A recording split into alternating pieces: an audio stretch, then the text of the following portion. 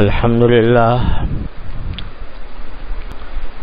لله نحمده ونستعينه ونستغفره ونؤمن به ونتوكل عليه ونعوذ بالله من شرور أنفسنا ومن سيئات أعمالنا من يهده الله فلا مضل له ومن يضلل فلا هادي له وأشهد أن لا إله إلا الله وحده لا شريك له وأشهد أن سيدنا وسندنا ونبينا ومولانا محمدا عبده ورسوله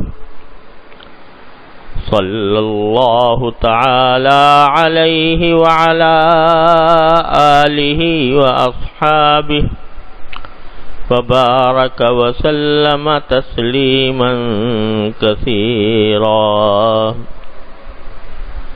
اما بعد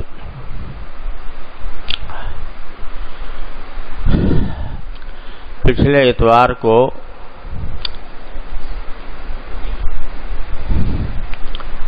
میں نے عرض کیا تھا کہ رمضان کا مہینہ خاص طور پر دعاؤں کے لیے بڑا خاص زمانہ ہے دعاؤں کا۔ یوں تو اللہ تبارک و تعالی اپنے فضل و کرم سے ہر زمانے میں اور ہر جگہ بندے کی دعا سنتے ہیں اور قبول فرماتے ہیں،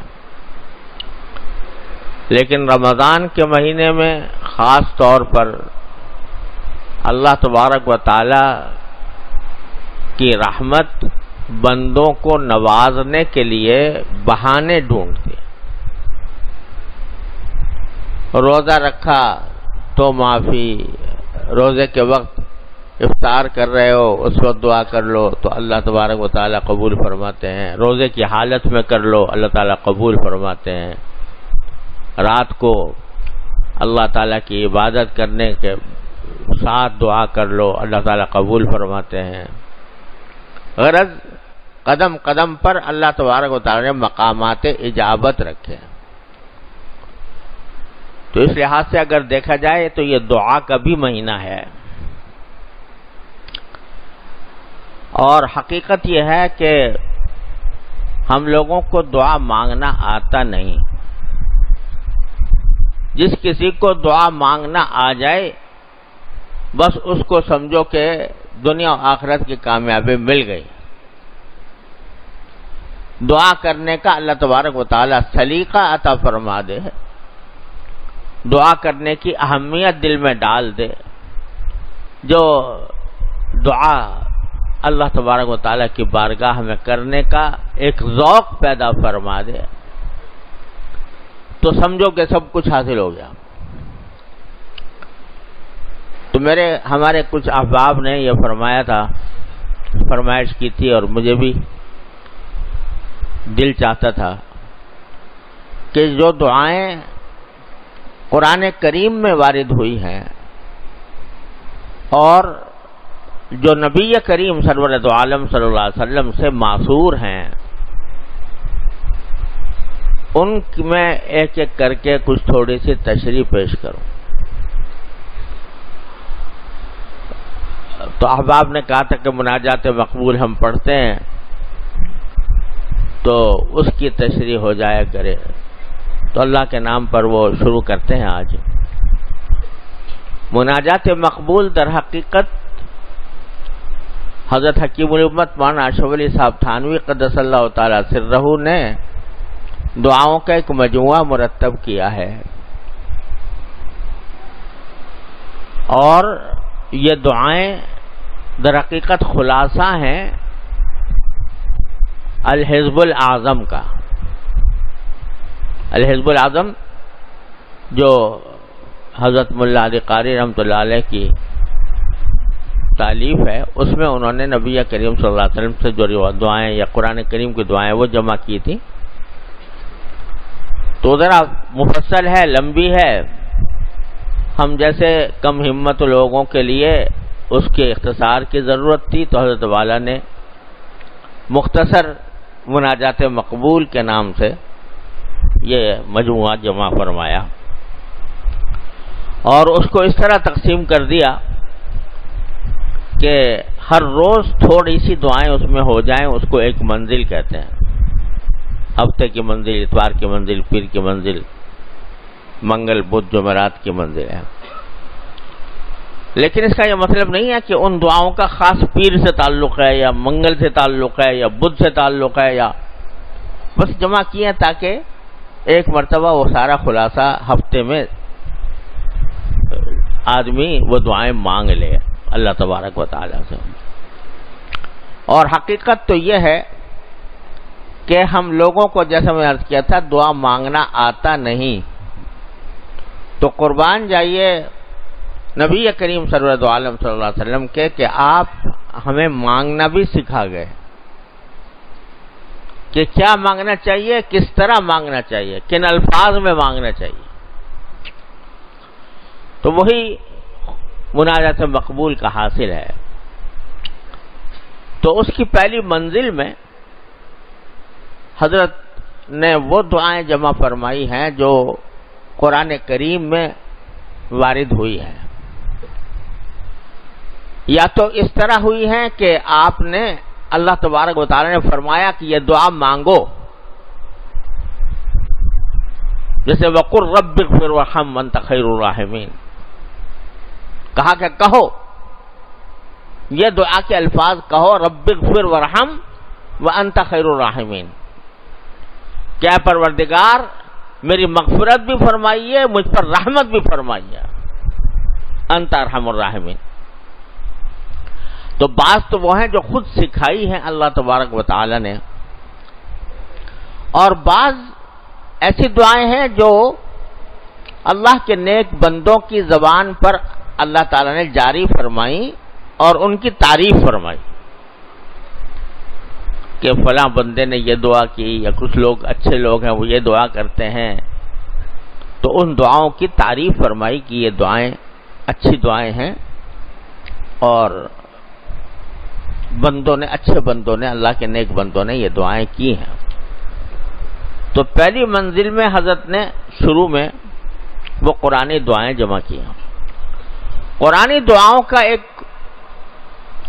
خاصہ اور ان کا ایک امتیاز اور ان کا ایک بڑا فائدہ حضرت حکیم الامت قدس اللہ تعالی سرہ نے اپنے مواعظ میں بیان فرمایا کہ جو دعائیں اللہ تعالی نے سکھلائیں،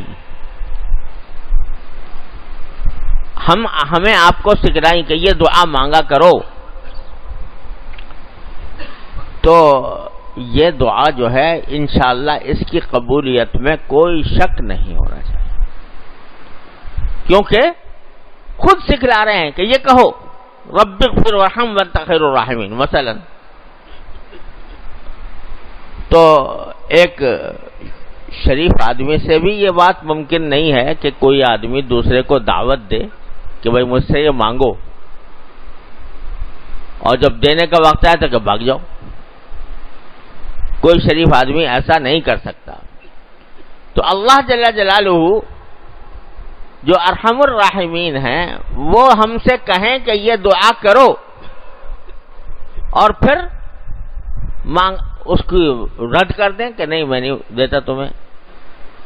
یہ تو اللہ تعالیٰ نے خود بنایا مضمون بنا کر، درخواست کا مضمون بنا کر بتا دیا کہ دیکھو یہ کہو گے، یہ درخواست کرو گے تو پھر ہمیں دیکھو ہماری کیا رحمت ہے، وقل رب اغفر وارحم وانت خیر الراحمین. لہذا قرآن کریم کی جو دعائیں ہیں وہ اس لحاظ سے بڑی اہمیت رکھتی ہیں کہ خود اللہ جل جلالہ نے سکھائی کہ یہ دعا مانگا کرو. تو اب یہ بات بڑی بعید ہے، تقریباً ناممکن ہے کہ اللہ تعالیٰ خود دعا سکھائیں اور ہم وہ دعا کریں. اور اللہ تعالیٰ رد فرما دے، یہ نہیں ہو سکتا۔ لہذا پہلے وہ دعائیں جمع کی ہیں حضرت نے جو قرآن کریم میں آئی ہیں، اس کے بعد وہ آئی ہیں جو احادیث میں آئی ہیں۔ ہر ایک دعا ایسی ہے کہ ان میں سے ایک دعا بھی قبول ہو جائے انسان کا بیڑا پار ہو جائے۔ تو شروع کیا ہے مناجات مقبول کو اس قرآنی دعا سے کہ ربنا آتنا فی الدنیا حسنہ وفی الآخرۃ حسنہ وقنا عذاب النار۔ یہ دعا عام طور سے مسلمانوں کو یاد ہوتی ہے، اکثر و بیشتر یاد ہوتی ہے۔ جن لوگوں کو نماز جنازے کی دعا یاد نہیں ہوتی وہ یہ پڑھتے رہتے ہیں۔ کئی لوگوں نے بتایا کہ جی ہم تو نماز جنازے کی جو تیسری تکبیر کے بعد دعا ہوتی ہے وہ بہت افسوس ہے کہ بہت سے ہمارے مسلمانوں کو یاد نہیں ہوتی۔ کیا مشکل کام ہے جو دعا رسول کریم صلی اللہ علیہ وسلم منقول ہے، آدمی اس کو یاد کر لے۔ تو اب کیا ہوتا ہے کہ اتنی بڑا مجمع ہوتا ہے نماز جنازہ کا، لیکن اس میں وہ لوگ جو صحیح دعا کرتے ہوں جنازے سے مناسب، میرے خیال میں معدود چند ہی ہوتے ہیں۔ جو مدرسے سے تعلق ہے جس کا، مکتب سے کوئی تعلق ہے جس کا، وہ تو جانتا ہے، لیکن یہ ماشاءاللہ اعلیٰ تعلیم یافتہ حضرات جو کالجوں اسکولوں میں پڑھے، تو مجھے نہیں خیال کہ ان کو یہ دعائیں یاد ہوتی ہوں گی۔ تو لہذا مجھ سے کئی لوگوں نے پوچھا جی ہمیں وہ دعا تو یاد نہیں ہے، پر ربنا آتنا پڑھ لیتے ہیں تیسری رکعت میں، تیسری تکبیر کے بعد۔ چلو میں نے کہا پڑھ لو، یہی پڑھ لو، لیکن کوشش تو کرو، سیکھنے کی کوشش تو کرو۔ ایک مسلمان کو اگر نماز جنازہ نہ آئے تو کتنی بڑی یعنی سبکی کی بات ہے۔ عرب ممالک میں نے دیکھا کہ نماز جنازہ ہوتی ہے حرم میں تقریباً ہر نماز کے بعد، تو جو عرب لوگ وہاں کے باشندے ہیں وہ خوب دعائیں پڑھتے ہیں اور جنازے سے دعائیں پڑھتے ہیں جو منقول ہے نبی کریم صلی اللہ علیہ وسلم۔ ایک نہیں، دو تین ہیں، تین چار ہیں، اور بھی زیادہ ہیں۔ ماشاءاللہ ہمارے پاکستانی بھائی جو ہیں وہ یا تو خاموش کھڑے رہتے ہیں یا ربنا آتنا پڑھتے رہتے ہیں۔ تو چلو نہ پڑھنے سے بہتر ہے، لیکن بہرحال یہ دعا اتنی مشہور ہے کہ ہر بندے کو تقریباً آتی ہے، ربنا آتنا فی الدنیا حسنہ۔ اور حدیث میں آتا ہے کہ نبی کریم سرورت عالم صلی اللہ علیہ وسلم کی اکثر دعا یہ ہوتی تھی، اکثر و بیشتر جو دعائیں دعا مانگتے تھے وہ یہ مانگتے تھے ربنا آتنا فی الدنیا حسنۃ وفی الآخرۃ حسنۃ وقنا عذاب النار۔ اور یہ دعا درحقیقت قرآن ہی کی سکھائی ہوئی ہے۔ سورہ بقرہ میں اللہ تبارک و تعالی نے فرمایا کہ جب حاجی لوگ وہاں سے عرفات سے واپس آتے ہیں تو پھر مزدلفہ میں جو المشعر الحرام ہے وہاں پر اللہ کا ذکر کرنا چاہیے کہ اذا افضتم من عرفات فاذکروا اللہ عند المشعر الحرام۔ جب عرفات سے واپس آؤ تو مشعر حرام یعنی مزدلفہ کے پاس اللہ کا ذکر کرو، فاذکروا اللہ عند المشعر الحرام۔ اور کذکرکم آباءکم او اشد ذکرا واذکروا اللہ کما ہداکم۔ اور اللہ کا ذکر بھی اس طریقے سے کرو جس کا اللہ تعالیٰ نے تمہیں حکم دیا ہے، جس طرح کی ہدایت دی ہے ذکر کرنے کے طریقے کی وہ کرو۔ یہ نہیں کہ اپنی طرف سے کوئی طریقہ گھڑ لیا اور اس کے پیچھے چل پڑے. وَاذْكُرُوا اللَّهَ كَمَا هَدَاكُمْ. پھر فرمایا کہ فَمِنْهُمْ مَنْ يَقُولُ رَبَّنَا آتِنَا فِي الدُّنْيَا وَمَا لَهُ فِي الْآخِرَةِ مِنْ خَلَاقٍ. کچھ لوگ وہ ہیں جو وہاں اس مقام مقدس پر پہنچنے کے بعد بھی بس دنیا ہی کی چیز مانگتے رہتے ہیں. مجھے اولاد دے دے, مجھے نوکری دے دے, مجھے رزق دے دے, مجھے صحت دے دے. جتنی دنیا کی ضرورت ہے وہ مانگتے رہتے ہیں. وَمِنْهُمْ مَن يَقُولُ آتِنَا فِي الدُّنْيَا وَمَا لَهُ فِي الْآخِرَةِ مِنْ خَلَاقٍ. آخرت میں اس کا کوئی حصہ نہیں ہوتا, وہی مانگتا رہتا ہے. جاہلیت کے اندر, زمانے جاہلیت میں جو لوگ حج کیا کرتے تھے, حج تو وہ بھی کرتے تھے, لیکن وہاں جا کر ایک تو جب پہنچتے مزدلفہ تو اپنے آباء و اجداد کے مناقب اور فضائل بیان کرنا شروع کر دیتے تھے. ہمارے باپ نے یہ کیا, فلاں جنگ لڑی, فلاں جنگ کے اندر اس کو فتح نصیب ہوئی, وغیرہ وغیرہ. ایک تو یہ کام کرتے تھے.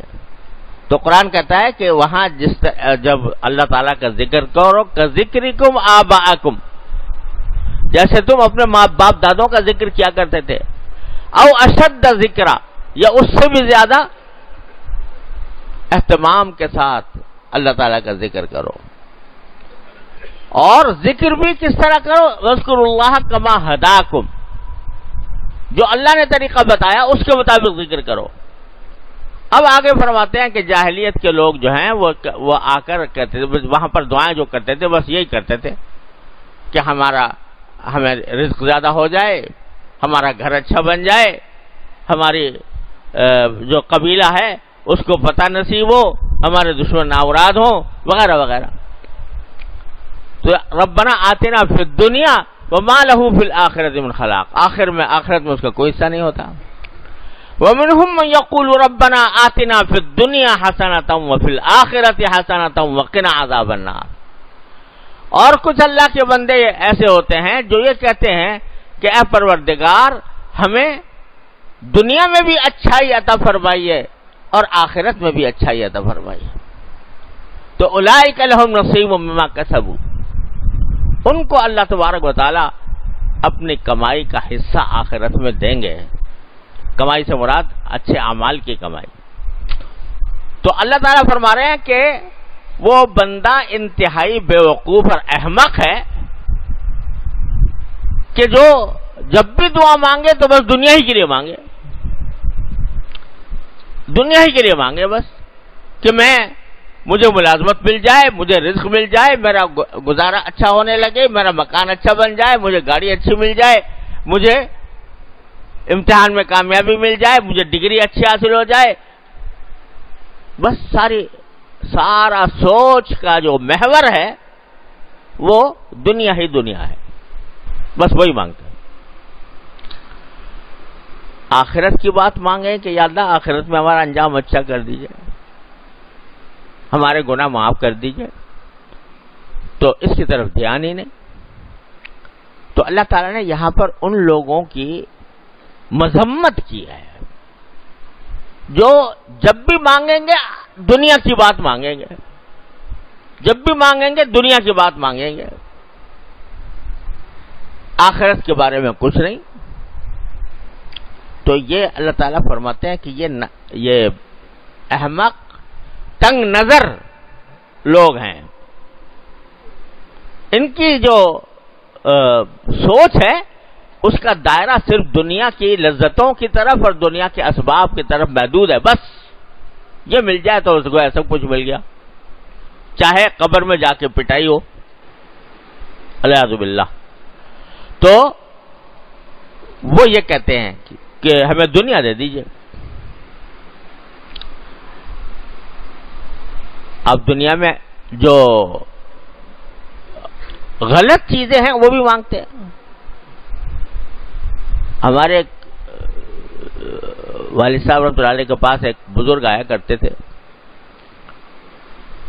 بڑے عمر رسیدہ تھے, جہاں دیدہ تھے, بڑے تاجر تھے, تہجد گزار تھے. تو کچھ عرصے کے بعد پتہ چلا کہ وہ وظیفے جو ہر وقت پڑھتے رہتے ہیں تو وظیفے میں دعا یہ مانگتے ہیں کہ اللہ سٹے میں میرا جو ہے نمبر نکل آئے. وظیفے گھونٹ رہے ہیں رات کو تہجد میں اٹھنے کے بعد کس کام کے لیے؟ کہ میرا سٹا جو ہے وہ کامیاب ہو جائے. اب یعنی آدمی کی جو سوچ ہے وہ اس طرف لگی ہوئی ہے الیاذ باللہ دنیا کی طرف. اور ہم اپنے ذرا گریبان میں منہ ڈال کر دیکھیں تو ہماری خواہشات، ہماری امنگیں، ہمارے خیالات زیادہ تر اسی طرف چلتے ہیں کہ ہمیں دنیا کی نعمتیں حاصل ہو جائیں، لذت مل جائے، گھر مل جائے، گاڑی مل جائے، لوگوں میں ہماری شہرت ہو جائے، مقبولیت ہو جائے، بس اس طرف چل رہی ہیں. یہ تصور کہ وہ جنت ملے جس کی تفسیر قرآن کریم نے بیان فرمائی ہے کہ جو چاہو گے ملے گا، نہ خوف ہوگا نہ غم ہوگا، لا خوف علیہم ولا هم یحزنون. تو اس کا خیال، اس کی فکر، اس کی سوچ، اس کی امنگ، اس کا شوق یہ شاذ و نادر. تو قرآن کہتا ہے کہ وہ کہتے ہیں ربنا آتنا فی الدنیا وما لہ فی الآخرۃ من خلاق. آخرت میں کوئی حصہ ہی نہیں ہے. اللہ تعالی ہمیں ان میں شامل نہ فرمائے. اور حضور اقدس صلی اللہ علیہ وسلم نے یہ دعا بھی فرمائی، آگے آئے گی انشاءاللہ، کہ اللہم لا تجعل الدنیا اکبر ہمنا ولا مبلغ علمنا ولا غایت رغبتنا.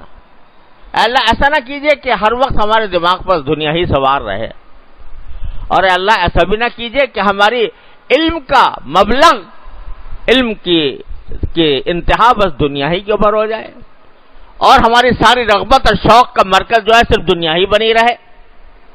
تو ایسا نہ کیجیے گا.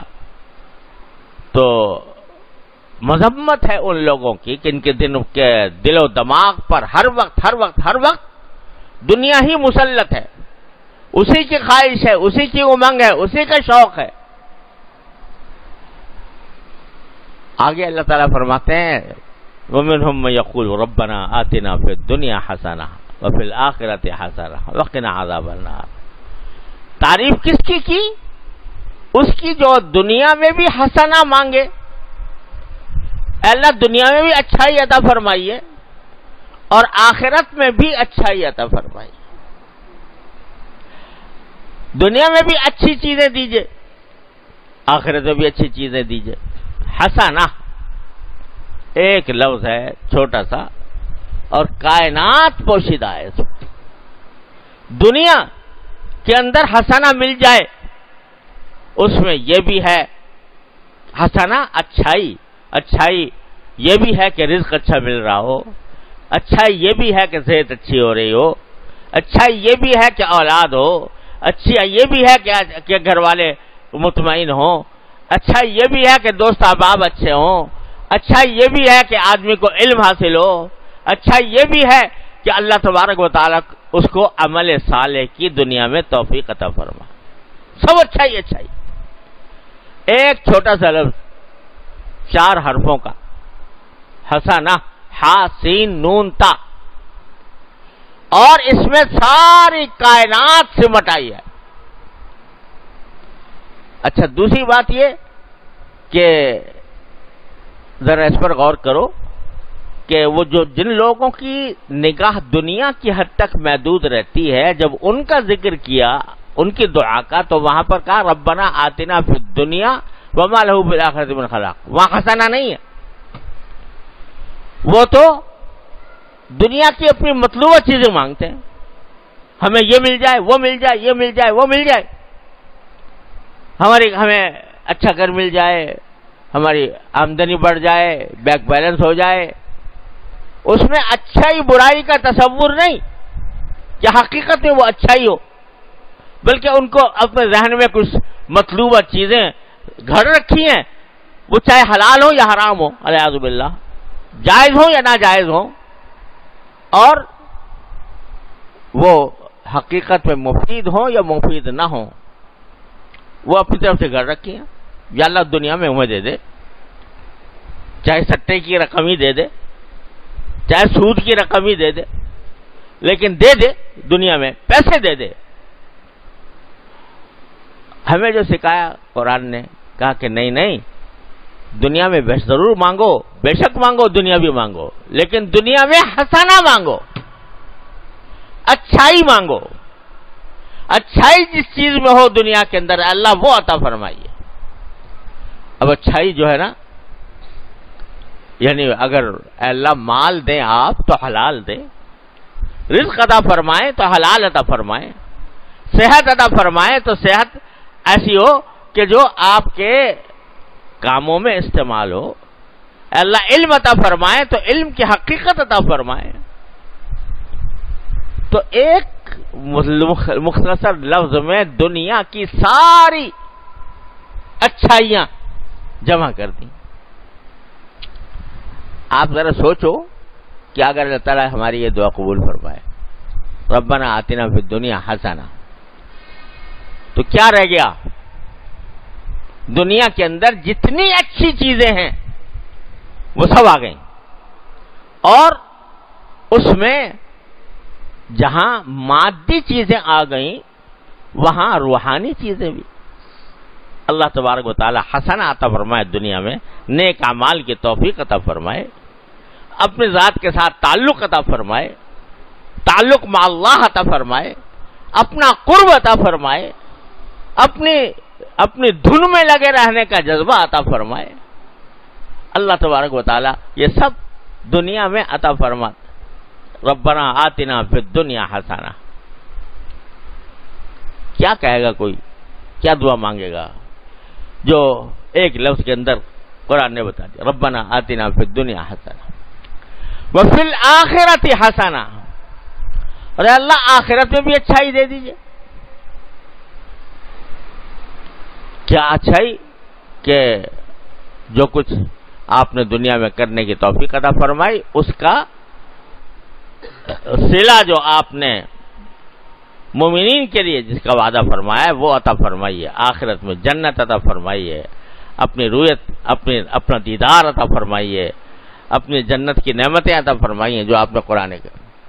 ربنا آتنا ما وعدتنا علی رسولک، جو آپ نے پیغمبروں کے ذریعے آپ نے وعدے فرمائے ہیں کہ یہ دیا جائے گا، وہ دیا جائے گا. اللہ ہم وہ سب مانگتے ہیں، وہ ہمیں دیجئے. اور پھر آخرت حسنہ، آخرت کے اندر بھی حسنہ دیجئے. اب حسنہ میں بھی آخرت کی ساری نعمتیں شامل ہو گئی. اب ذرا سوچو کہ اللہ تبارک و تعالی نے جتنی چیزیں اس میں جنت میں رکھی ہوئی ہیں تو وہ تو ایسی ہیں کہ جن کے بارے میں حدیث میں آتا ہے کہ ما لا عین رأت ولا اذن سمعت ولا خطر علی قلب بشر. نہ آنکھ نے کبھی، کسی آنکھ نے کبھی دیکھی، نہ کسی کان نے اس کے بارے میں سنا، نہ کسی بشر کے قلب پر ان کا خطرہ گزرا. ایسی نعمتیں. اب اگر ہم یہاں بیٹھ کے مانگے تو اپنے محدود سوچ کے مطابق جو اچھی چیزیں نظر آتی ہیں وہ مانگیں گے. یا اللہ ہمیں پانی پلا دیجیے گا، ہمیں کھانا اچھا دے دیجیے گا، ہمیں جو رہائش کے آپ نے جنات تجری من تحت الانہار ہے وہ عطا فرما دیجیے گا. زیادہ یہ کہہ دیں گے. لیکن جو اس نے چھپا کر رکھی ہوئی ہے بندوں کے لیے، للذین احسنوا الحسنى وزیادہ، ایک تو حسنہ اور اوپر سے کچھ اور، زیادہ اور کچھ اور. اب وہ کچھ اور ایسے اجمال کے ساتھ فرمایا قرآن کریم نے. کہہ رہے کیا تم سمجھو گے وہ کیا چیز ہے؟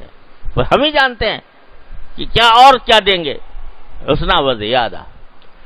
لہم ما یشاؤون فیہا ولدینا مزید.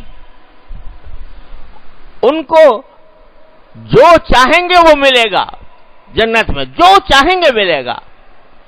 اور ولدینا مزید، ہمارے پاس کچھ اور بھی ہے.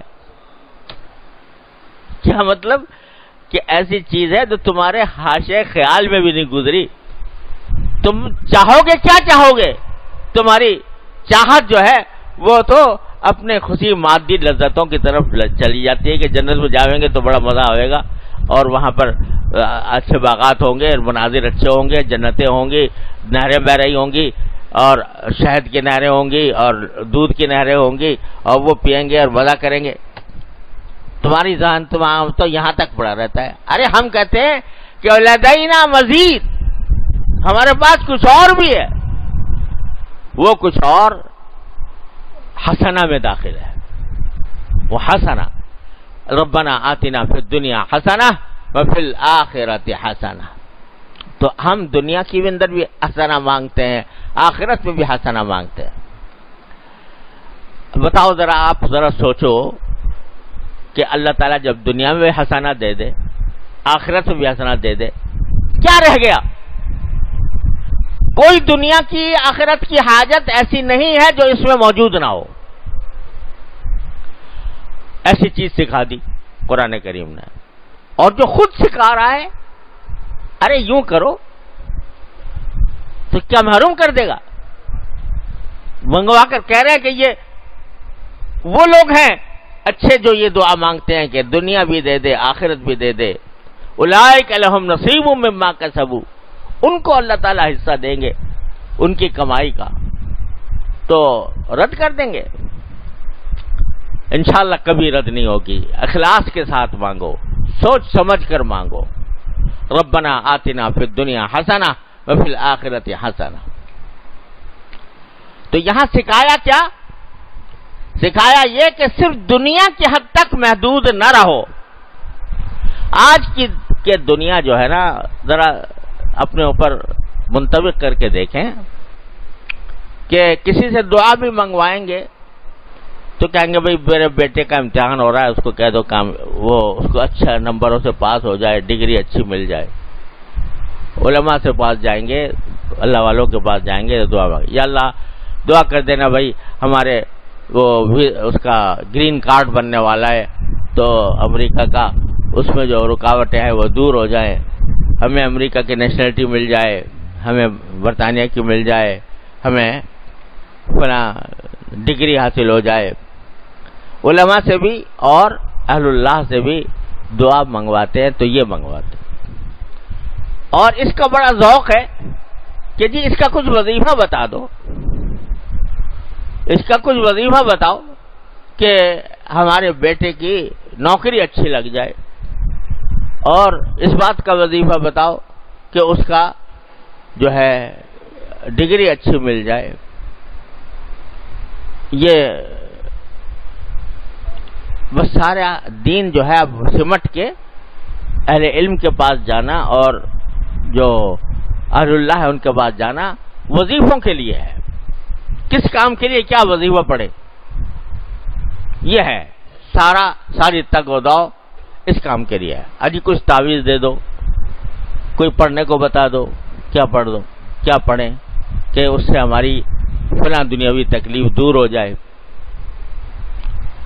تو بس وظیفوں کے اوپر لگے ہوئے ہیں.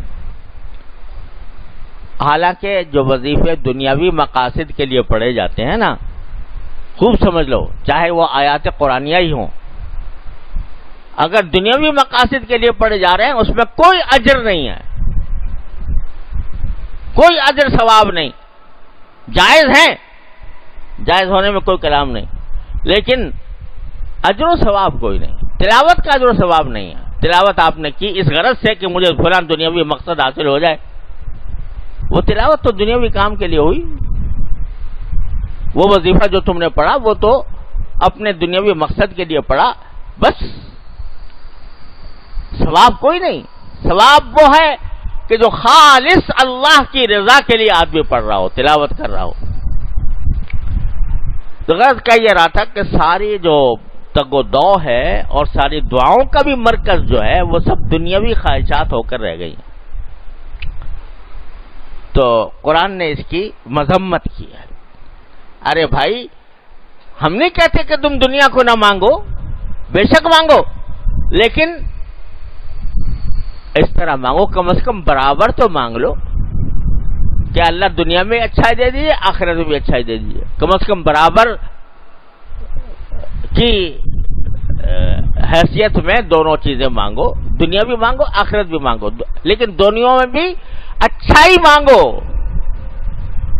اچھائی مانگو۔ اور اے بیوقوفو، تمہیں پتہ نہیں ہے کہ اچھائی کیا چیز ہے، تمہیں پتہ نہیں ہے کہ اچھائی کیا چیز ہے، تم مانگتے رہتے ہو بعض اوقات کو ایسی چیزیں جو تمہارے لیے مضر ہوتی ہیں، اچھی نہیں ہوتی، لہذا ہم تمہیں نہیں دیتے، وہ نہیں دیتے کیونکہ تمہارے لیے وہ انجام کار اچھی نہیں تھی۔ البتہ ایک چیز فوراً دے دیتے ہیں کہ جو ہی دعا کی تمہارے نام اعمال میں ایک زبردست نیکی کا اضافہ ہو گیا، کیونکہ دعا بذات خود عبادت ہے، بذات خود عبادت ہے، چاہے دنیاوی مقاصد کے لیے کی جا رہی ہو، یہ کہہ رہا ہو کہ یا اللہ مجھے اولاد دے دے، یا اللہ مجھے روزی دے دے، یا اللہ مجھے ملازمت دے دے،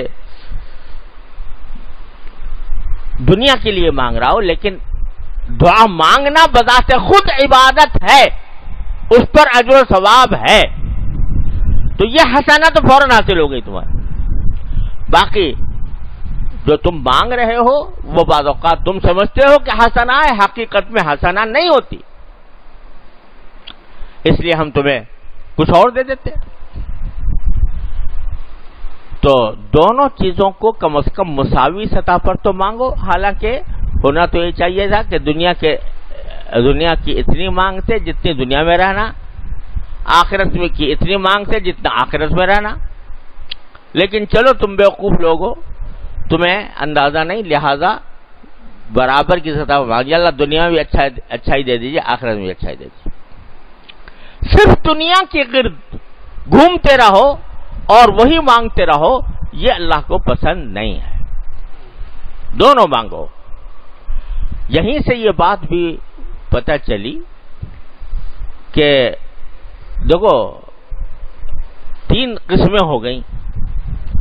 ایک قسم تو وہ ہوئی کہ جو صرف دنیا مانگتا ہے، آخرت کی طرف دھیان ہی نہیں ہے، اس کی تو قرآن نے کیسے مذمت کر دی، لَا لَهُ فِي الْآخِرَةِ مِنْ خَلَاقٍ۔ ایک وہ ہے جو دنیا بھی مانگتا ہے اور آخرت بھی مانگتا ہے، اس کی توثیق کر دی، اس کی تصدیق کر دی، اس کی تعریف کر دی۔ ایک وہ ہے جو صرف آخرت مانگتا ہے، دنیا نہیں مانگتا، صرف آخرت مانگتا ہے، اجی دنیا میں نہیں مجھے کچھ چاہیے، مجھے جو کچھ دینا وہیں دے دینا، اللہ آخرت میں اس کا ذکر نہیں کیا اللہ تعالیٰ نے، نہ اس کی تعریف کی کہ جو صرف آخرت مانگے اور دنیا نہ مانگے۔ ارے آخرت کو تک پہنچنے کے لیے دنیا ہی تو سیڑھی ہے، لہذا صرف آخرت مانگنا اور دنیا کی بات نہ مانگنا یہ بھی اللہ کو پسند، اللہ تعالیٰ کو پسند نہیں۔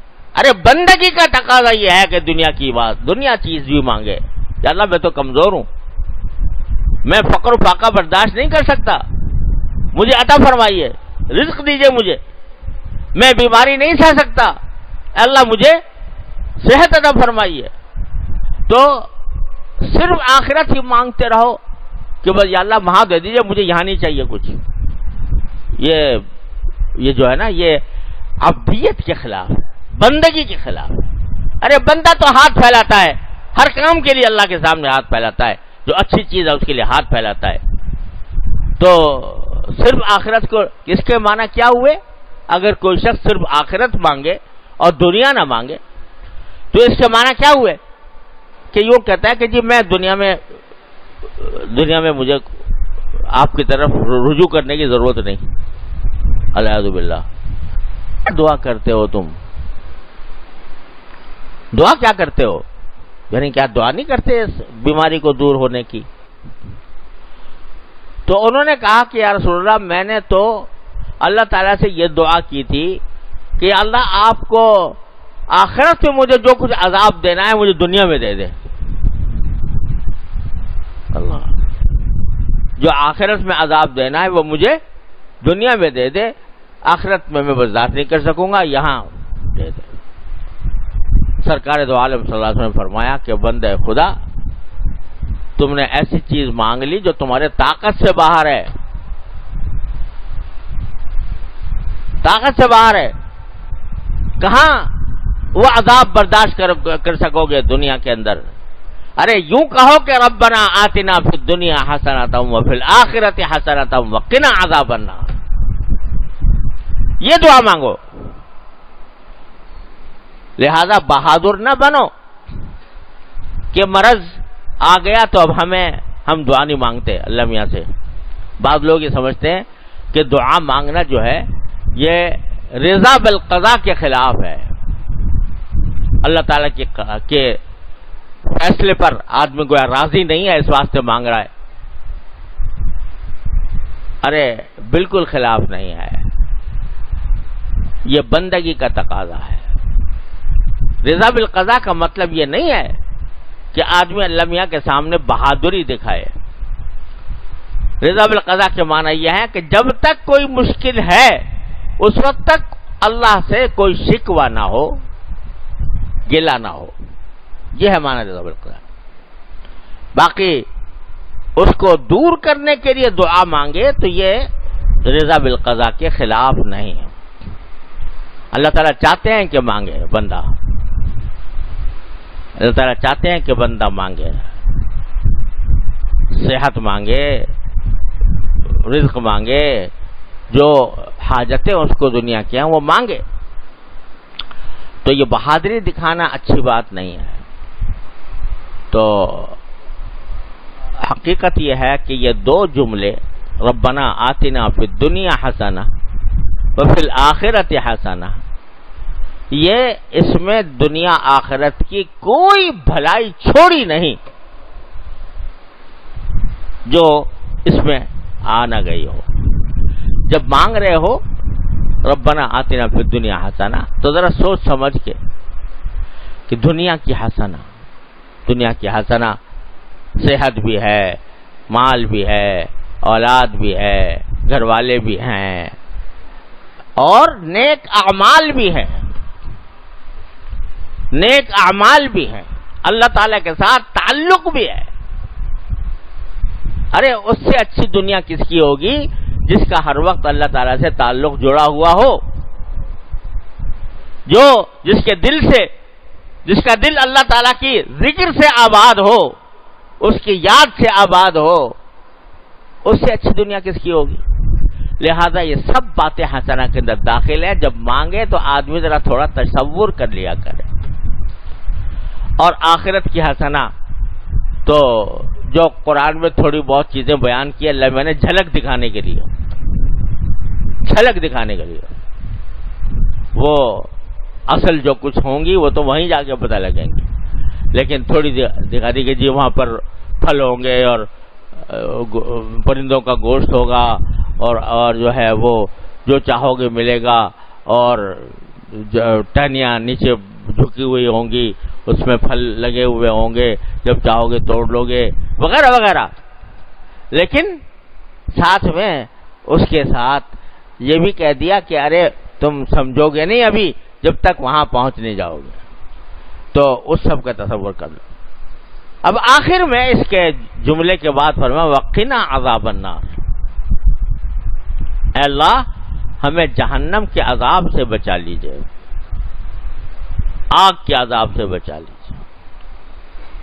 سوال پیدا ہوتا ہے کہ جب دنیا میں بھی اچھائی مل گئی، آخرت میں بھی مل گئی، تو پھر یہ کہنے کی کیا ضرورت پیش آئی کہ اچھائی جب آخرت میں ملے گی تو جبھی تو ملے گی جب آدمی کو آگ سے بچاؤ ہو جائے. تو یہ کہنے کی کیا ضرورت وقنا عذاب النار. تو وجہ وہی یہ ہے کہ چلو دنیا میں بھی اچھائی مل گئی، عمل صالح کی بھی توفیق ہو گئی، آخرت میں بھی اچھائی مل گئی یعنی جنت مل گئی. لیکن بہت سے جو مسلمان ہوتے ہیں، کون مسلمان ایسا ہے کہ جس سے کبھی نہ کبھی کوئی نہ کوئی غلطی یا کوئی گناہ سرزد نہ ہوا ہو؟ دنیا میں ویسے تو اچھا وقت گزارا، بحثیت مجموعی الحمدللہ، لیکن کچھ گناہ بھی ہو گئے، کبھی آنکھ بہک گئی، کبھی زبان بہک گئی، کبھی اعضاء و جوارح بہک گئے. تو اگر بالفرض بحثیت مجموعی آدمی نے مومن کی زندگی گزاری لیکن کچھ نہ کچھ گناہ اس کے نامہ اعمال میں ہیں، تو اصل قانون اللہ تبارک و تعالیٰ کا یہ ہے کہ پہلے اس گناہ کی سزا بھگتو جہنم میں، پھر جنت میں بھیجیں گے. تو حسنہ تو ہے تمہارے لیے آخرت میں بھی، یعنی جنت، آخر کار جنت، جس کے بارے میں رسول کریم صلی اللہ علیہ وسلم نے اعلان فرما دیا کہ جس نے ایک مرتبہ لا الہ الا اللہ دل سے کہہ دیا وہ جنت میں داخل ہوگا. یہ حسنہ ہے. لیکن اگر غلط کام کیے ہیں دنیا میں، تھوڑے یا زیادہ، تو اصل قانون یہ ہے کہ پہلے جی پاک صاف بنو، تمہاری آگ سے تمہاری صفائی ہوگی، اس کے بعد تمہیں بھیجا جائے گا جنت. تو اللہ میں نے یہ بھی سکھا دیا کہ اللہ یہ نہ کیجیے گا، آخرت میں حسنہ دیجیے گا، اور یہ نہ کیجیے گا کہ پہلے مجھے وہاں بھیج دیں اور پھر مجھے جنت میں بھیجیں. اللہ بس ڈائریکٹ بھیج دیجیے گا، سیدھے بھیج دیجیے گا. تو جو ایک چھوٹا سا خرخشہ تھا وہ وقنا عذاب النار میں دور کر دیا کہ تھوڑی دیر کے لیے نہ جاؤں. ارے میں تو ایک لمحے کی جہنم بھی برداشت نہیں کر سکتا.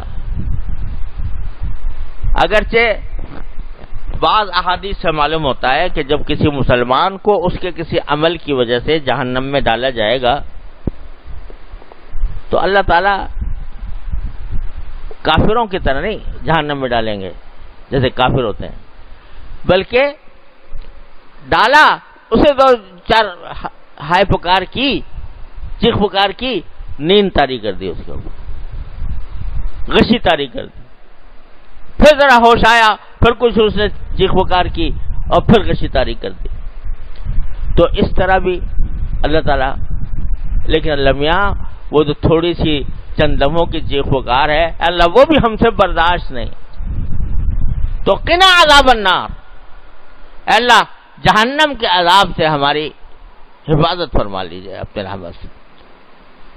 تو اب اگر دیکھو تو جتنے امکانات کسی غلط انجام کے ہو سکتے ہیں وہ اس 3 جملوں میں اللہ تبارک و تعالی نے دعا سکھا کر دور کر دیا. تو مانگو ربنا آتنا فی الدنیا حسنہ وفی الآخرۃ حسنہ وقنا عذاب النار.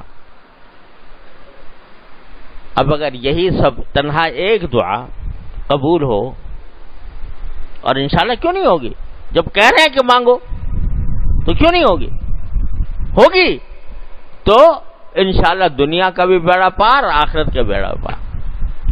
اللہ تبارک و تعالیٰ اپنے فضل و کرم سے ہمیں اس کی حقیقت سمجھنے کی توفیق عطا فرمائے، مانگنے کی توفیق عطا فرمائے. تلاوت نہیں ہے، دعاؤں کی تلاوت نہیں ہے، دعاؤں کو مانگنا ہے. بغیر سمجھے سوچے پڑھتے چلے گئے، یہ دعا تو نہ ہوئی، یہ تلاوت ہوئی. لیکن جب مانگو تو یہ سوچ سمجھ کر مانگو کہ میں کیا مانگ رہا ہوں اور کیا اس کے نتیجے میں اللہ تبارک و تعالیٰ عطا فرمانے والا ہے. اللہم صلی علی سیدنا محمد و علی سیدنا محمد کما صلیت علی ابراہیم ربنا اغفر لنا ذنوبنا واسرافنا فی امرنا وثبت اقدامنا وانصرنا علی القوم الکافرین.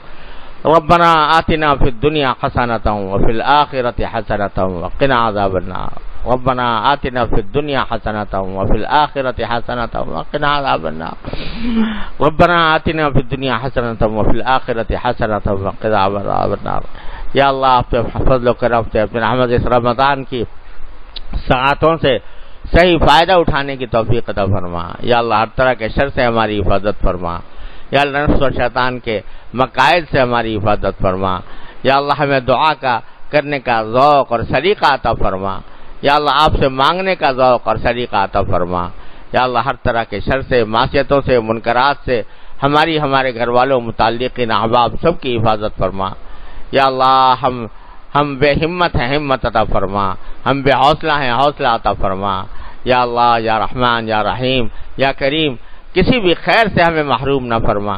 یا اللہ اس مبارک مہینے میں آپ نے جن جن انوار و برکات کا وعدہ فرمایا، اے اللہ ہم اس کے مستحق نہیں ہیں لیکن محتاج ہیں، یا اللہ ہمارے استحقاق پر نظر نہ فرما، ہماری احتیاج پر نظر فرما، اور یا اللہ وہ سب ہم کو عطا فرما دے، یا اللہ سب ہم کو عطا فرما دے، کسی سے ہمیں محروم نہ فرما۔